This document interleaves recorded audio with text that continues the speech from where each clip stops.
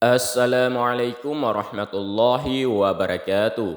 Seperti yang kita ketahui, salah satu di antara tokoh besar imam empat mazhab yang berkembang pada zamannya dan termasuk pakar ilmu hadis dan fikih. Tidak lain ialah Imam Malik. Nama lengkapnya yaitu Abu Abdullah Malik bin Anas As-Sabahi Al-Arabi bin Malik bin Abu Amir bin Haris. Malik juga biasa dipanggil Abdullah atau Al-Asbahi, nama dari julukan kakeknya. Ia lahir di kota Madinah pada masa pemerintahan Al-Walid bin Abdul Malik, suatu daerah di negeri Hijaz tahun 93 Hijriah atau 713 Masehi.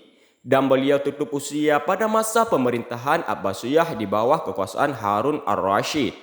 Di kota Madinah pada masa pemerintahan Sulaiman setelah Al-Walid, ia berguru dengan para ulama di sana, belajar ilmu agama pada Imam Abdurrahman bin Hormuz, belajar ilmu hadis pada Nafi Maulana bin Umar, belajar ilmu fikih pada Ibnu Syihab Az-Zuhri, dan belajar pada Rabi'ah bin Abdurrahman yang terkenal dengan sebutan Rabi'atul Ra'i. Ibnu Abdul Al-Hakam berkata, Malik sudah mengeluarkan fatwa ijtihad bersama para gurunya, Yahya bin Sa'id, Rabi'ah dan Nafi'. Bahkan menurut Mus'ab Halaqah atau perkumpulan yang membahas urusan agama yang diselenggarakan Malik lebih besar daripada Halaqah Nafi'. Imam Malik mendapati ijazah dari seorang syekh atau guru untuk menyelenggarakan pengajian sendiri di Masjid Madinah.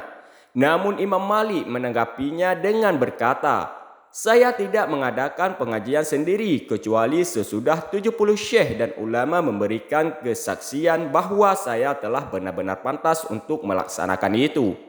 Suatu ketika, Malik sendiri mengatakan, jika aku berfatwa dan mengajari suatu hal, maka ada sekitar 70 ulama ikut bergabung dan hadir di dalamnya. Menurut Malik, seseorang yang benar-benar menguasai ilmu niscaya dikenal masyarakatnya. Itulah kesaksian para ulama besar termasuk para gurunya, dan Imam Malik kini diakui memiliki kecerdasan dan kepandaian. Sejak saat itu, Imam Malik melaksanakan ijazah yang diberikan syekh tersebut dan mulai mengembangkan pengetahuannya melalui pengajian sendiri di Masjid Madinah pada usia 17 tahun.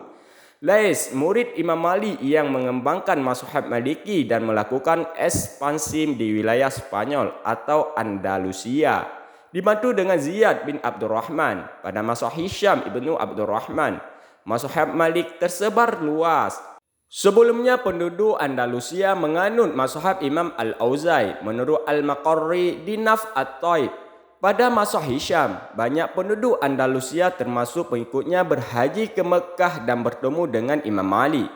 Sepulangnya mereka menceritakan kembali atau mengenai keutamaan, keluasan ilmu dan kedudukan tinggi sang imam daripada yang sudah diajarkan lalu dikembangkannya. Saat itu merupakan mazhab hukum yang pertama dalam sejarah Islam. Semenjak itulah ilmu dan pendapat Imam Malik tersebar luas di Andalusia. Mazhab Maliki lebih banyak dianut oleh bangsa Maroko dan Andalusia. Jika ditemukan di bangsa lain, itu pun sangat minoritas, hanya sebagian masyarakat kecil saja. Dikarenakan kedua bangsa tersebut seringkali melakukan perjalanan jauh terutama wilayah Hijaz, yang pada saat itu kota Madinah merupakan gudang ilmu Islam, lebih tepatnya pusat perbendaharaannya hadis Nabi SAW. Sehingga setiap masalah yang muncul selalu dikaitkan dengan bergantung pada hadis Nabi atau fatwa sahabat. Di sana kehidupan mereka hanya mempelajari ilmu pengetahuan dari para ulama, yaitu Imam Malik serta guru-guru dan murid-muridnya, dan juga menghafal Al-Quran lalu menghafal hadis Nabi. Kehidupan yang berpindah-pindah sudah melekat kedua bangsa tersebut, sehingga mereka tidak banyak mengenal kebudayaan seperti bangsa Irak. Bagi kedua bangsa tersebut, mazhab Maliki menjadi lebih tertutup dan tidak banyak mendapat pengaruh kebudayaan dan peradaban lain seperti mazhab lainnya. Kondisi di mana Malik hidup juga memberikan pengaruh besar terhadap sikap teguhnya pada hadis dan keengganannya pada ijtihad akal atau rasio. Selama 4 tahun hidup dalam periode Umayyah dan 46 tahun dalam periode Abbasiyah, di mana masa ini mengalami puncaknya konflik seperti fitnah dan politik.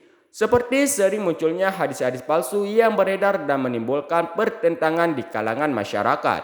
Hal ini terlibat juga dalam beberapa peristiwa lain di antaranya. Yang pertama, ketika pembesar Khalifah Abbasiyah memerintahkan kepada penduduk Madinah untuk taat pada khalifah dengan sumpah setia atau baiat. Imam Malik berfatwa bahwa tidak harus melakukan baiat. Begitu pula ketika ia berfatwa bahwa hukum kawin mut'ah atau kontrak itu haram, maka ia dihukum oleh aparat Khalifah Abbasiyah. Yang kedua, ketika Khalifah Harun al-Rashid ziarah ke makam Nabi di Madinah, Khalifah meminta Imam Malik untuk mengunjunginya dalam urusan agama. Namun Imam Malik pun berkata, "Jika Khalifah membutuhkan saya, maka Khalifah yang harus datang menemui saya." Akhirnya Khalifah pun datang ke rumah Imam Malik.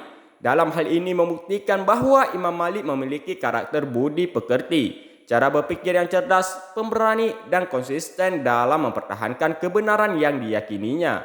Melihat kontradiksi ini, Imam Malik merasa perlu untuk meneliti riwayat-riwayat hadis. Maka terbitlah buku karya Imam Malik yang sangat monumental, Al-Muwatta. Buku monumental ini ialah bukti sejarah yang nyata hingga sekarang. Buku ini membuat hadis-hadis sahih, perbuatan orang-orang Madinah, pendapat para sahabat dan tabi'in yang disusun secara sistematis mengikuti sistematika penulisan fikih.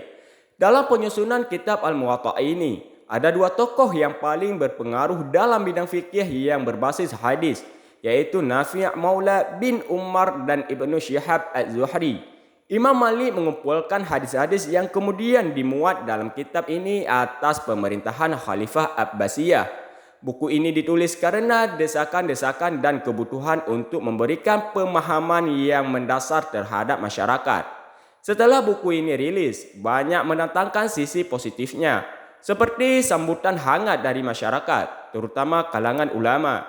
Banyak yang meminta riwayat hadis dari Imam Malik.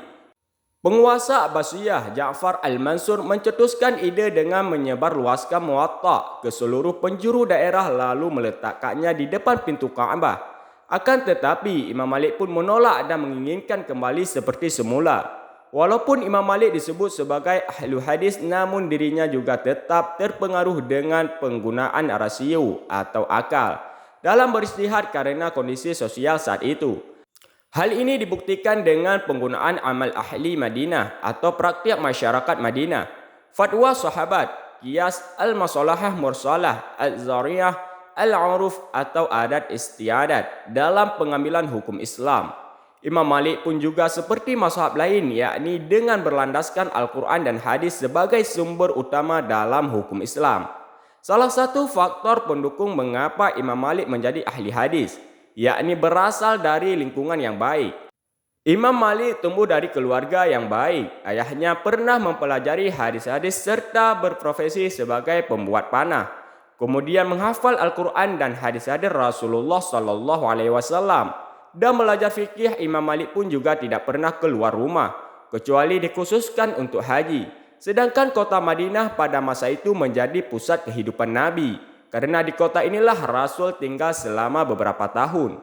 Lingkungan yang baik sangat mempengaruhi diri kita, bagaimana cara kita menyesuaikan serta memotivasi untuk berubah menjadi lebih baik.